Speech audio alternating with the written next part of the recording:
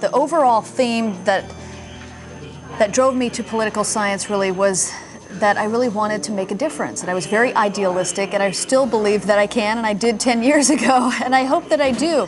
I could do it in the legal system and become an attorney.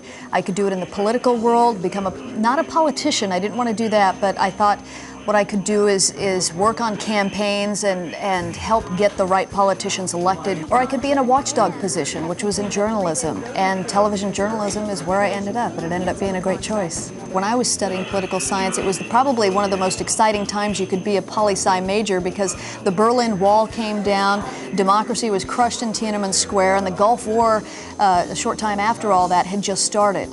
And so we were watching history unfold live on television in front of our very eyes, and we had some of the background from our studies to understand why those things had erupted the way they did. Here's what we know so far at this moment.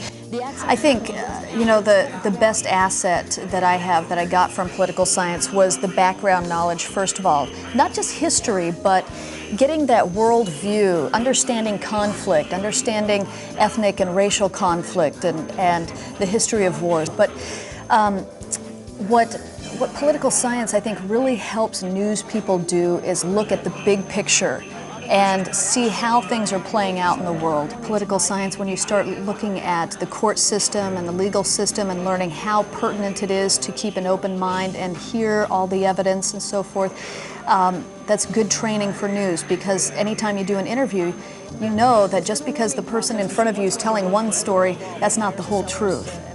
The people who enjoy a constant change of pace and a very, very fast pace would enjoy news, and the internship is the key. Once you get in and you can see how the daily operations go and how fast you have to beat the clock, because it doesn't matter what happens, you're on live at 5 and you have to have your stuff together and your story together.